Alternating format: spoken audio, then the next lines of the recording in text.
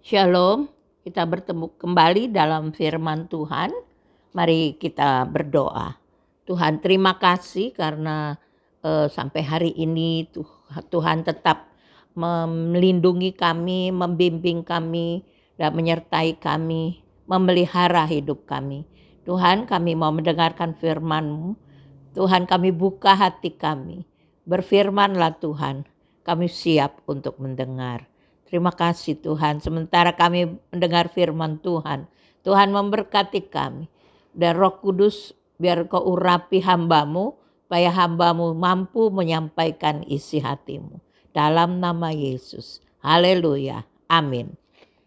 Saudaraku, tema pada kali ini adalah kreativitas pada orang percaya. Kita baca di dalam Yesaya 43 ayat 19. Lihat, aku hendak membuat sesuatu yang baru, yang sekarang sudah tumbuh. Belumkah kamu mengetahuinya? Ya, aku hendak membuat jalan di padang gurun dan sungai-sungai di padang belantara. Saudaraku, ini adalah surat Yesaya yang ditujukan kepada orang-orang Israel pada masa pembuangan di Babel. Dan orang-orang Israel itu mereka ditawan dan dibawa ke Babel sebagai hamba. Dan mereka hilang segala-galanya. Mereka pikir bahwa inilah akhir hidup mereka. Mereka tidak ada gairah sama sekali dalam hidup. Lalu Tuhan berjanji bahwa ada sesuatu yang baru yang Tuhan sedang buat. Yaitu yang tadinya padang gurun akan ada jalan raya. Dan kalau kita perhatikan dengan seksama bahwa kitalah yang harus menyelidikinya. Kita harus mengetahuinya karena kita harus memperhatikan dengan seksama apa yang Tuhan sedang lakukan. Nah, saudaraku, kehidupan rohani kita juga kadang-kadang mengalami hal-hal yang membosankan. Kita perlu hal-hal yang baru, mengalami hal-hal yang baru dari Tuhan. Tuhan akan membukakan pengalaman-pengalaman baru dan cara-cara yang baru bagi kita. Nah, saudaraku, kita akan belajar hari ini. Yang pertama, Tuhan adalah Tuhan yang kreatif. Dia adalah pencipta yang selalu punya ide-ide baru. Saudaraku, yang pertama, Tuhan adalah Tuhan yang kreatif. Kalau kita lihat di dalam Mazmur 107, Mazmur 107 ayat 33, kemudian lompat ke ayat 35. Dibuatnya sungai-sungai menjadi padang gurun dan pancaran-pancaran air menjadi tanah gersang. Lalu kalau ayat 35, dibuatnya padang gurun menjadi kolam air dan tanah kering menjadi pancaran-pancaran air. Saudaraku, berarti Tuhan sangat kreatif. Dia bisa membuat sungai-sungai yang tadinya subur menjadi padang gurun.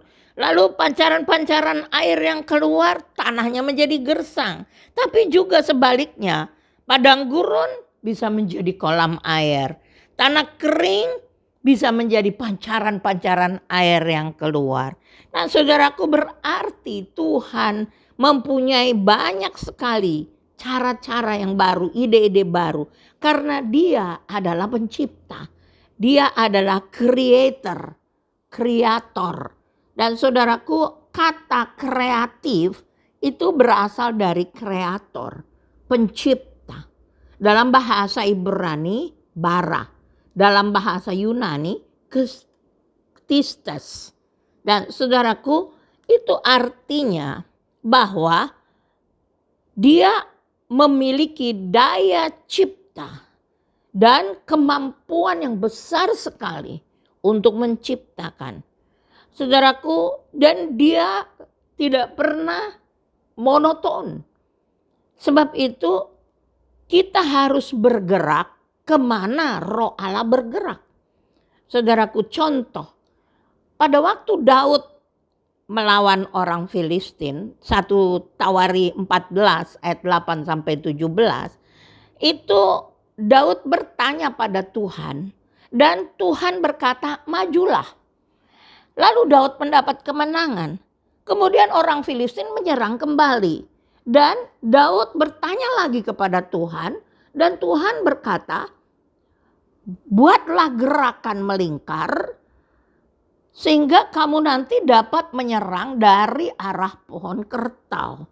Saudaraku, berbeda dengan yang pertama. Sebab saudaraku, Allah mempunyai sifat kreatif. Dan Allah menyatakan diri saja kepada manusia dalam berbagai-bagai cara. Saudaraku, Allah menyatakan diri dalam guruh, dalam guntur, dalam kilat yang sambung menyambung, dalam gunung yang berasap, dalam api yang menghanguskan, pada Musa dalam belukar yang menyala. Saudaraku, juga tapi kepada Yehezkiel sebagai Allah yang duduk di atas takhta. Kepada Yohanes, Allah yang duduk di atas takhta. Saudaraku, karena Allah mempunyai kreativitas yang sangat tinggi. Saudaraku, kalau kita lihat kreativitas ini perlu kecerdasan dan daya imajinasi yang tinggi. Dan Allah mempunyai kreativitas di dalam, itu sebabnya dia adalah pencipta. Karena kreatif artinya menciptakan. Saudaraku, kalau kita lihat di dalam 1 Korintus 2 ayat 9, itu apa yang tidak pernah dilihat oleh mata, tidak pernah didengar oleh telinga, tidak pernah timbul dalam hati manusia, disediakan Allah bagi orang yang mengasihi Dia. Saudaraku, itu juga sama dengan perkataan yang dikatakan oleh Yesaya 64 ayat 3 dan 4 sama. Yaitu apa yang tidak pernah kita tahu. Tapi Allah bisa membuat yang baru buat kita. Saudaraku, pada Kejadian 1 ayat 1 itu dikatakan pada mulanya Allah menciptakan langit dan bumi. Saudaraku, kalau kita lihat bahwa memang Allah adalah pencipta, creator. Dia sangat kreatif. Dan kalau kita lihat di dalam Kolose pasal 1 ayat 16, itu berkata, karena di dalam Dialah telah diciptakan segala sesuatu yang ada di surga dan yang ada di bumi, yang kelihatan dan yang tidak kelihatan, baik singgasana maupun kerajaan, baik pemerintah maupun penguasa, segala sesuatu diciptakan oleh Dia dan untuk Dia. Saudaraku, berarti segala yang ada di bumi ini itu diciptakan oleh Allah. Nah, saudaraku, karena kalau kita lihat bahwa semua yang kelihatan atau yang tidak kelihatan itu diciptakan oleh Allah. Berdasarkan penelitian para ahli, itu bumi memiliki 8,7 juta spesies. Dan 8,6% dari spesies-spesies itu belum teridentifikasi. Saudara bayangkan, penciptaan itu dilakukan oleh Allah. Dan itu di dalam Alkitab itulah yang pertama-tama kali ditulis, diceritakan oleh Alkitab. Kenapa? Karena proses penciptaan adalah awal rencana Allah bagi bumi ini, bagi dunia ini. Proses penciptaan adalah rencana awal Allah bagi dunia ini. Saudaraku, sebab itu kita adalah hasil dari kreativitas Allah. Saudaraku, kalau kita lihat Yesus di dalam pengajaran Yesus itu sangat kreatif supaya kita mengerti. Yesus menerangkan tentang anak yang hilang. Dia pakai perumpamaan supaya kita mengerti. Saudaraku, dia menceritakan tentang orang Samaria yang baik hati. Bunga bakung yang dirawat oleh Tuhan. Ragi dalam adonan. Semua itu dia mau menunjukkan bagaimana kerajaan Allah itu sebenarnya. Bagaimana Allah sebenarnya. Nah saudaraku, karena Allah adalah sangat kreatif. Sekarang kita, yang kedua, kita memiliki sifat-sifat kreatif dari Allah. Saudaraku, dalam Kejadian 1 ayat 27, kita nggak usah buka itu. Allah menciptakan manusia menurut gambarnya. Menurut gambarnya diciptakannya lah manusia. Saudaraku, artinya bahwa semua karakter-karakter Allah itu ada pada manusia. Dan kalau kita lihat di dalam perumpamaan talenta, itu dikatakan bahwa semua diberi talenta. Semua ada sesuatu yang ditaruh Allah di dalam kita. Dan kita harus melabakannya. Artinya kita harus mengembangkannya. Saudaraku, kalau sampai kita mengembangkannya, kita menghasilkan buah. Buah itu untuk kemuliaan Allah. Saudaraku, sebab dikatakan tadi kita baca di dalam Kolose, dia menciptakan segala sesuatu dari dia, untuk dia. Saudaraku, untuk kemuliaannya, untuk memuliakan Allah, untuk menyenangkan hati Allah. Saudaraku, tetapi manusia memakai kreativitas yang dia dapat dari Allah, yang diciptakan oleh Allah dalam diri manusia untuk hal-hal yang negatif. Contoh menara Babel. Menara Babel adalah hasil kreatif, tetapi itu negatif. Saudaraku, juga bom atom, bom nuklir, senjata biologis. Saudaraku, itu hal-hal negatif yang diciptakan manusia untuk menghancurkan sesama manusia. Saudaraku, kreativitas yang Tuhan berikan kepada kita itu untuk memuliakan Allah, bukan untuk kejahatan. Kita baca dulu Kolose pasal 3 ayat 23. Kolose 3 ayat 23.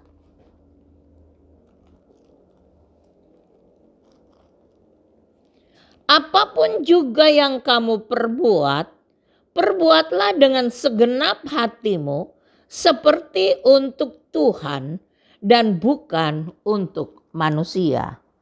Saudaraku, kreativitas yang Tuhan beri sehingga membuat manusia bisa menciptakan sesuatu dan biar itu untuk memuliakan Tuhan. Saudaraku, sebab manusia punya kemampuan untuk berpikir secara kreatif. Kalau kita lihat kembali kepada Adam pada waktu penciptaan, di dalam Kejadian pasal 2, Kejadian 2 itu ayat 15, kemudian kita lompat ayat 19 dan 20a. Ayat 15 Kejadian 2. Tuhan Allah mengambil manusia itu dan menempatkannya dalam Taman Eden untuk mengusahakan dan memelihara taman itu. Sampai di situ dulu. Saudaraku, Tuhan menciptakan Adam untuk ada satu tugas, yaitu dia taruh Adam di Taman Eden untuk mengusahakannya dan memelihara taman itu. Saudaraku, Allah menciptakan, tetapi manusia harus mengembangkannya. Manusia harus kreatif untuk mengembangkannya. Sebab itu dikatakan bahwa Adam akan mengusahakannya dan Adam akan memeliharanya.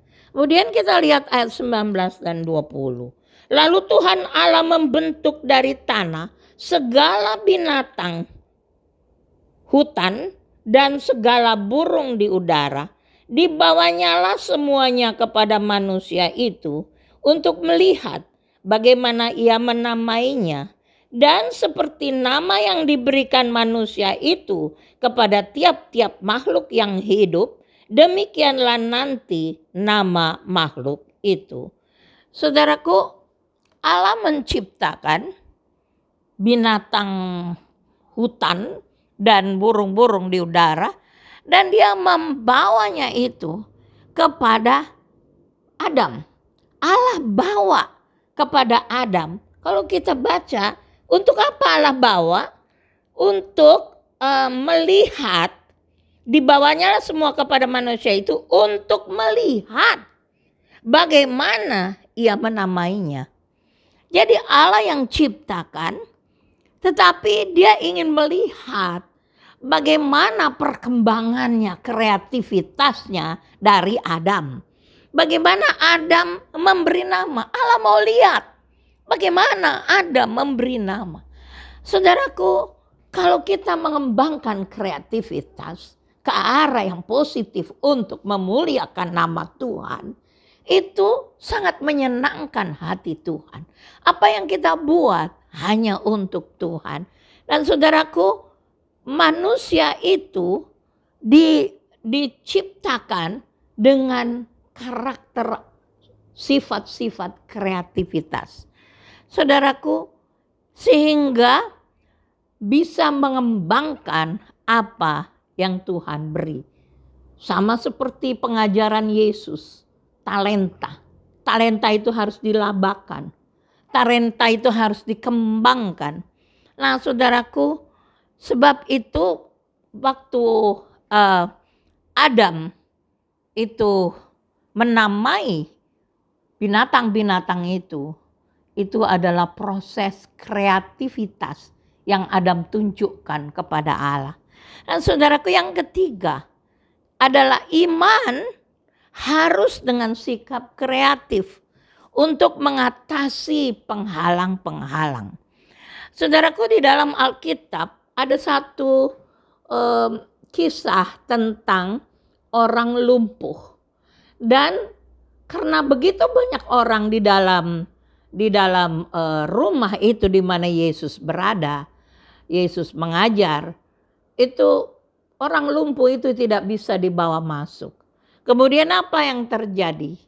Kawan-kawannya membuka atap dan menurunkan si lumpuh itu. Saudaraku, itu sangat kreatif. Creativity itu juga untuk menghindari, untuk mengatasi penghalang-penghalang di dalam kita beriman kepada Tuhan. Saudaraku, penghalang yang paling besar adalah diri kita sendiri. Kita selalu menghalangi dengan pikiran kita. Karena kita mau kita lihat dulu. Kita tidak bisa untuk melihat itu di dalam alam roh. Sebab itu kreativitas itu akan menuntun kita untuk kita dapat menghalangi penghalang-penghalang. Karena kreativitas itu perlu kecerdasan dan imajinasi. Saudaraku, perlu imajinasi.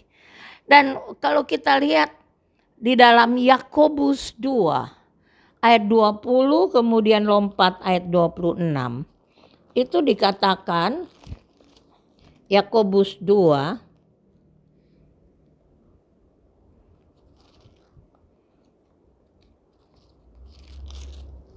Yakobus 2 ayat 20, kemudian kita lompat ayat 26.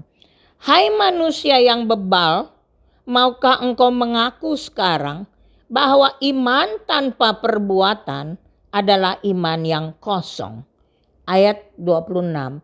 Sebab seperti tubuh tanpa roh adalah mati, demikian jugalah iman tanpa perbuatan adalah mati. Saudaraku, perbuatan kita beriman kepada Tuhan itu kita perlu untuk menyertainya dengan perbuatan. Maksudnya begini, kalau saya berkata, Tuhan saya percaya kepadamu, tetapi hanya mulut saja yang mengatakan, tetapi dalam tindakan sehari-hari menunjukkan sebenarnya kita tidak percaya. Sebenarnya kita ragu, kita lebih percaya kepada manusia daripada kepada Allah. Saudaraku, maka perkataan iman yang diucapkan itu tidak ada artinya. Itu kosong. Saudaraku, dikatakan seperti iman tanpa perbuatan itu mati, seperti tubuh tanpa roh itu mati. Saudaraku, tubuh tanpa roh adalah mayat. Karena itu adalah orang mati. Dan saudara tahu orang mati tidak akan ada gerak apa-apa. Tidak akan ada sesuatu yang hidup di dalam dia.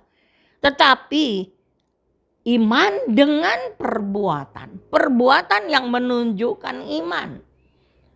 Saudaraku, itu iman yang hidup. Dikatakan tadi ayat 20, iman kosong.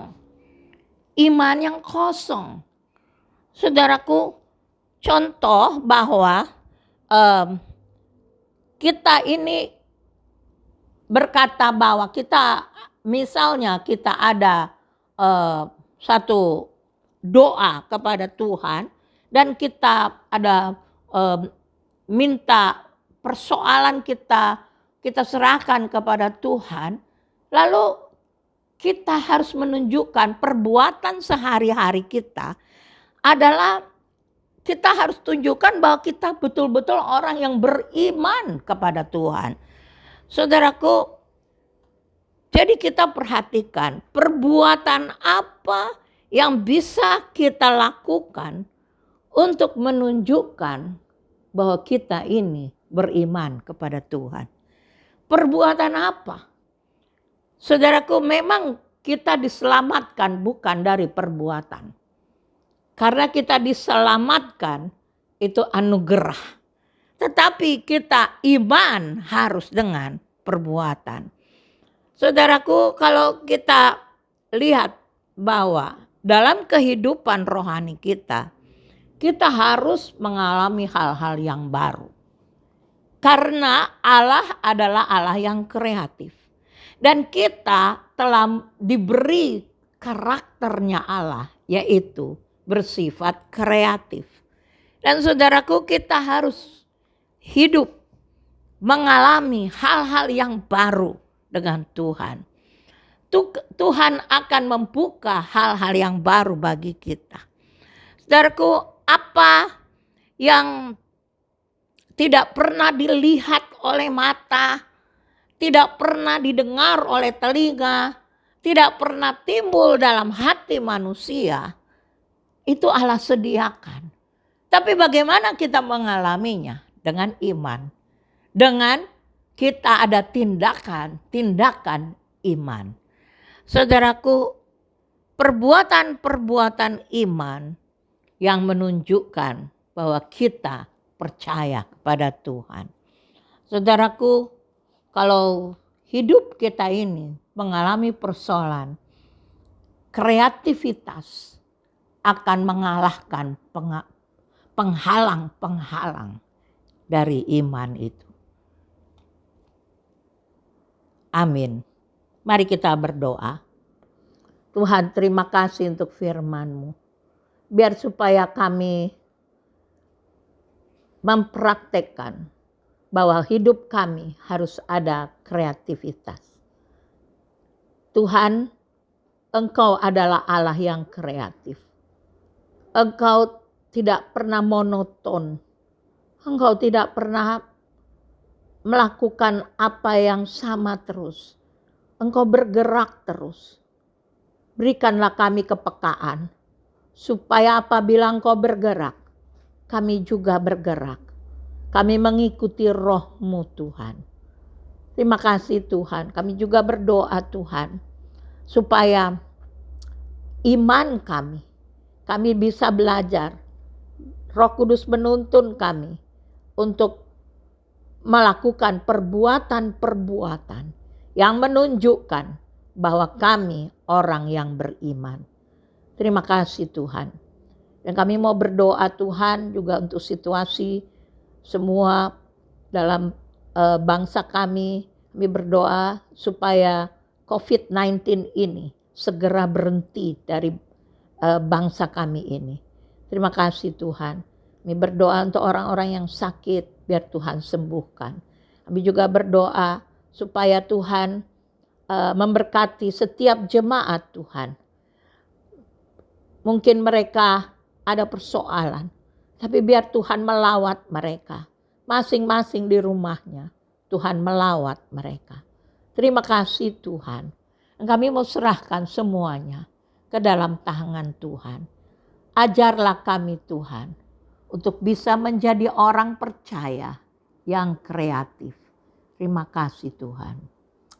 Saudara-saudara yang dikasihi Tuhan, mari kita bangun berdiri. Kita arahkan hati kita kepada Tuhan dan terimalah berkat Tuhan. Tuhan memberkati engkau dan melindungi engkau. Tuhan menyinari engkau dengan wajah-Nya dan memberi engkau kasih karunia.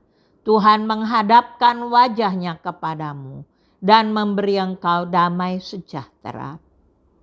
Diberkatilah engkau pada waktu masuk rumahmu, dan diberkatilah engkau pada waktu keluar rumahmu. Tuhan akan membuka bagimu perbendaharaannya yang melimpah dan memberkati segala pekerjaanmu. Tuhan akan mengangkat engkau menjadi kepala dan bukan menjadi ekor. Engkau akan tetap naik dan bukan turun apabila engkau mendengarkan perintah Tuhan dan melakukannya dengan setia. Kasih karunia daripada Tuhan Yesus Kristus, kasih Allah Bapa, dan persekutuan dengan Roh Kudus menyertai saudara-saudara sekalian, mulai saat ini sampai selama-lamanya. Amin.